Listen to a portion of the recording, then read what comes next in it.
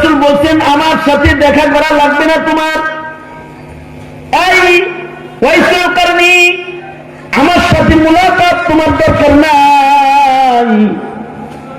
তোমার বড় কাজ হলো তুমি তোমার মার খেদমত কইরা ইবাদত করবা, মার খেদমত তোমার বড় ইবাদত। বাস ওয়াইসুল কারনি রাহমাতুল্লাহি আলাইহি নিজের হায়াতে আর নবীর সাথে দেখা করে নাই, মায়ের খেদমত করছে। এর ভেতর দিয়ে আল্লাহর রাসূলের ইন্তেকাল হয়ে গেছে। আল্লাহর রাসূল সাল্লাল্লাহু আলাইহি ওয়াসাল্লাম মৃত্যুর আগ মুহূর্তে মায়ের সেবক এই সাহাবীকে বলে নাই। মৃত্যুর আগে আল্লাহর রাসূল হযরত ওমর আর হযরত আলীকে ডেকে বলে, এ ওমর, আলী, এই যে এটা আমার গায়ের একটা জুব্বা, আমার এই জুব্বাটা আমি ওয়াইসুল কারনিকে দিয়ে গেলাম। আমার ইন্তেকালের পরে তার মা যখন মারা যাবে তখন সে আমার কবর জিয়ারতে দৌড়ে আসবে। সে যখন আমার কবর জিয়ারতে আসবে তখন আমার পক্ষ থেকে আমার এই গায়ের জামাটা তাকে হাদিয়া দিবা। আর ওমর, আলী, শোনো, তোমরা উভয়জন ওয়াইসুল কারনিকে দিয়া তোমরা তোমাদের জন্য দোয়া করাইবা, তোমাদের হকে দোয়া করাইবা, আমার উম্মতের জন্য দোয়া করাইবা। কারণ মার খেদমত করে ওর জবান মুস্তাজাবুদ দাওয়ার জবান হয়ে গেছে। ওয়াবিল ওয়ালিদাইনি ইহসানা, মা বাবার সাথে কখনো দুর্ব্যবহার করা যাবে না। মা বাবার সাথে সবসময় সুন্দর আচরণ করতে হবে। মা বাবা এদের নামে আল্লাহ তাআলা রব শব্দ ব্যবহার করছে, রুবুবিয়তের শানের শব্দ এদের নামে আল্লাহ তাআলা ব্যবহার করেছেন। রব্বির হামহুমা কামা রব্বায়ানি সগীরা, আল্লাহ যেমন আমাদের প্রতিপালক। দুনিয়াতে দুইজন মানুষ আছে যারা আপনার আমার প্রতিপালক, এরা প্রতিপালন করেছে আমাদেরকে। প্রতিপালনের সিফাত আল্লাহ তাআলা তাদেরকে দান করেছে, তারা হলো মা বাবা। মা বাপ যদি সন্তানদের না পালে, মা বাপ যদি সন্তানকে আদর স্নেহ করে লালন পালন না করে, তাহলে কোনো বাচ্চার ভবিষ্যৎ সুন্দর হয় না। মা বাবার ইহসান একটা মানুষের উপরে সর্বোচ্চ। কার কার মা আছে? মা আছে কার কার? মা আছে। বাপ আছে কার কার? মা বাবা যে কোনো একজন আছে কার কার? মা আছে অথবা বাপ আছে কার কার? মা আছে অথবা বাপ আছে। যাদের মা বাপ নাই, অনেক মানুষ এখানে আছে। যাদের মা নাই, যাদের বাপ নাই, তারা কিন্তু দামি ধন হারাইছে। এরকম ধন হারাইছে যে তারা দুয়ার বান্দার হারাইছে। এক নম্বর, মা বাবার দোয়া বিনা হিজাবে আল্লাহর কাছে পৌঁছায় যায়। মা বাপ দোয়া করলে সরাসরি ওই দোয়া আল্লাহর কাছে কবুল হয়ে যায়। যাদের মা বাপ হারাইছে তারা দোয়া হারাইছে, যাদের মা বাপ হারাইছে তারা ছায়া হারাইছে। মা বাপ হলো ছায়া। মা বাপ নিজে রোদ্রের তাপে গা পুইরা সন্তানকে ছায়া জায়গা দেয়। মা বাপ হলো ছাতার মতন, নিজে ভিজা সন্তানের গা শুকায় নেয়। মা বাপ হলো সন্তানের জন্য সওয়ারির মতন, নিজে হাইটার সন্তানকে কাঁধে করে লয়ে যায়। মা বাপ হলো সন্তানের জন্য সবচেয়ে বড় সাহারা। কারোর জায়গায়, কারোর কাছে জায়গা যখন কারোর থাকে না, তখনও দুইটা জায়গা শূন্য হয় না। মা বাবা হাজার অপরাধ যদি সন্তান করে, এই সন্তানকে পিতা মাতা কখনো নিজের হাতে হত্যা করে না। যত বড় অপরাধী হোক সন্তান আদর যতন করে। যাদের সবচেয়ে বড় ইহসান তারা হলো মা, তারা হলো বাবা।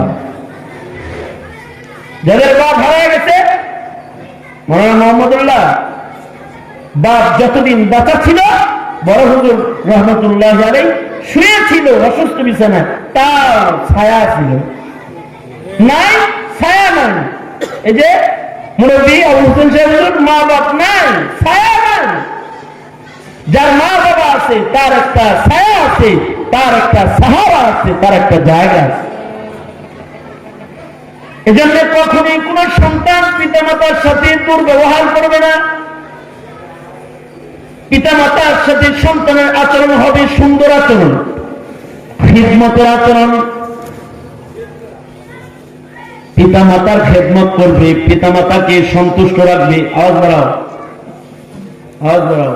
পিতামাতাকে সন্তুষ্ট রাখবে, পিতামাতার খেদমত করবে। যে সন্তানের উপরে তার মা বাবা রাজি, সেই সন্তানের উপরে আল্লাহ রাজি। আল্লাহু আকবার জোরে বলেন, জোরে আওয়াজ করে বলেন আল্লাহু আকবার। যে সন্তানের উপরে মা বাপ রাজি, তার উপরে কে রাজি? যে সন্তানের উপরে মা বাপ নারাজ, তার উপরে আল্লাহ নারাজ। রেজার রব্বি বিরিজাল ওয়ালিদাইন, যেই পিতা মাতার ইহসানে তুমি আমি বড়, তাদেরকে অসন্তুষ্ট করা যাবে না, এটা জীবনের কোন। আল্লাহর রাসূল সাল্লাল্লাহু আলাইহি ওয়াসাল্লাম তো বলেছেন, মা বাপ যদি কাফেরও হয় তাও তাদের সাথে দুর্ব্যবহার করা যাবে না। ওয়াইন যালামা ওয়াইন যালামা ওয়াইন যালামা, মা বাপ যদি জুলম করে, সব মা বাপ সন্তানের উপরে ইহসানকারী হয় না, জালেমও হয়, জুলমও করে। কিন্তু মা বাপ যদি জুলম করে, তারপরেও এই মা বাবার সাথে খারাপ ব্যবহার করা যাবে না, ইহসান সুলভ আচরণ করবে। তোমার বাবা যদি তোমার উপরে জুলুম করে, তাও তোমার মা যদি তোমার উপরে জুলুম করে, তারপরেও তুমি জুলুম করতে পারবে না। জুলুম তো দূরের কথা, তুমি খারাপ ব্যবহারও করতে পারবে না। তুমি তাদের খেদমত করবা, তাদের সাথে ইহসানের আচরণ করবা। এটা তোমার জীবনপণ। এটা কি পণ? জীবনপণ। বরঞ্চ নিজে না খায়া যদি মারে খাওয়াইতে পারো, নিজে পেটে ক্ষুধা লালন পালন করে যদি বাবা মারে ভালো খাওয়াইতে পারো, তাহলে আল্লাহ তাআলা তোমাকে মুস্তাজাবুদ দাওয়া বানাবে। তোমার দোয়া আল্লাহ কবুল করবে।